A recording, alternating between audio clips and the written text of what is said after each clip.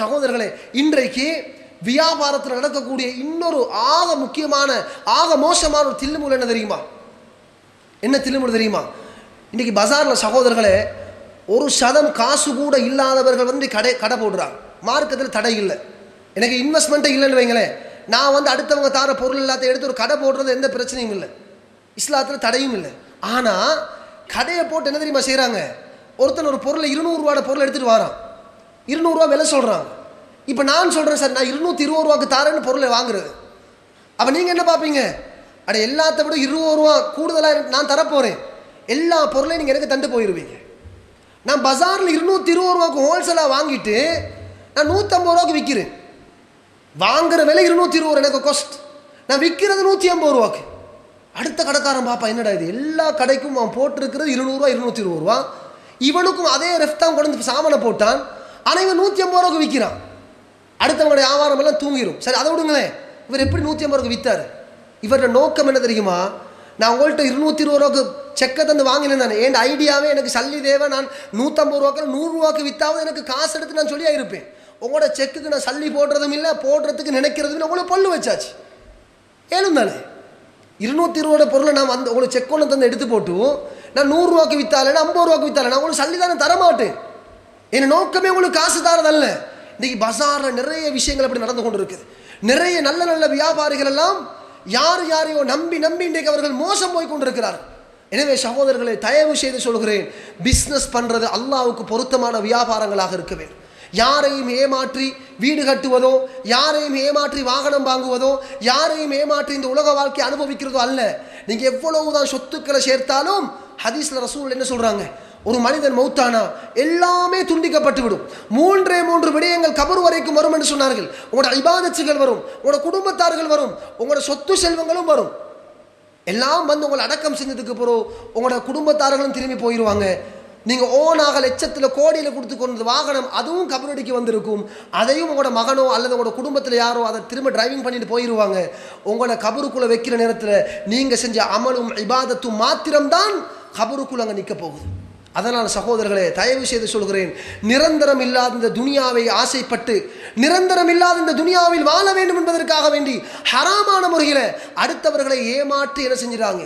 சம்பாதிச்சிடாங்க. இன்னைக்கு வெளிநாட்டுக்கு அனுப்புறேன், தொழிலுக்கு அனுப்புறேன், கனடாவுக்கு அனுப்புறேன், யூகேவுக்கு அனுப்புறேன், அங்கே தொழில் எடுத்து தருகிறேன், துபாய்க்கு விசா போட்டு தருகிறேன் என்று சொல்லி லட்சத்தில் கோடியில் காசை எடுக்கிறார்.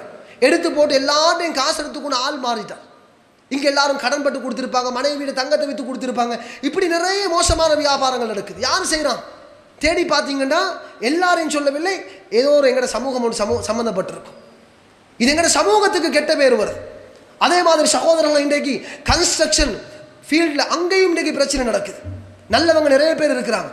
எந்த அளவுக்கு பிரச்சனை நடக்குதுன்னா, அல்லாட மாளிகையை பள்ளி, சில இடத்துல பள்ளிகளை கட்டி இருக்கிறாங்க சகோதரர்களை. கன்ஸ்ட்ரக்ஷன் செய்கிற ஆட்கள் கட்டி 1 மாசத்துல போனால் அவங்க சொல்றாங்க, இந்த ஸ்லெப் எல்லாம் வெடிச்சு தண்ணி உள்ளுக்கு வருது. ஃபிக்ஸ் பண்ணிருக்கக்கூடிய சுவிட்ச் ஆன் பண்ண இல்லாது, லைட் போட இல்லாது, ஃபேன் போட இல்லாது. பஜார்ல எந்த அளவுக்கு லோ குவாலிட்டி ஐட்டங்கள் இருக்குதோ அதை கொண்டு போய் அல்லாட மாளிகை கட்டுறாங்க. ஆனால் கொட்டேஷன் கொடுக்குற நேரத்தில் நல்ல நல்ல பிராண்டட் பேரை போட்டு கொடுப்பாங்க. அதுக்கப்புறம் அதுக்கு காசு பாஸ் பண்ணத்தோட கட்டுறவங்க என்ன செய்யறாங்க தெரியுமா? ஆகவே லோ குவாலிட்டியை போட்டு அல்லாட மாளிகை கட்டுறாங்க. இது எவ்வளோ பெரிய ஏமாற்றம் தெரியுமா? எப்படி போய் நீங்கள் மறுமையில பதில் சொல்ல போறீங்க? அடுத்தவங்கள விட்டு விடுங்களே. அடுத்தவங்கள கடை கட்டுறது, வீடு கட்டுறது, தாப்ப கட்டுறது ஒரு பக்கமாக வைங்க. அல்லாஹ்வை தொழுறதுக்காக கட்டப்பட்ட மஸ்ஜிதுகளை செய்யக்கூடியவர்கள் ஒரு சிலர் என்ன செய்யறாங்க? சில்லு முள்ளுகளை ஏற்படுத்துறாங்கண்டா. இன்ஜினியர் சொல்லியிருப்பார் 10 mm கம்பியை போடுங்க, ஓகே, அதுக்குரிய கொட்டேஷனை கொடுத்து காசெல்லாம் எடுத்து போட்டு எங்கேயாவது செகண்ட் ஹேண்ட் கம்பியை கொண்டு வந்து ஒரு கட்டுவான், அல்லது 2 மில்லிமீட்டரை குறைச்சி 8 mm போட்டு கட்டுவான். இப்படியான பிரச்சனைகள் நடந்து கொண்டு இருக்குது. யார் செய்யறாங்க?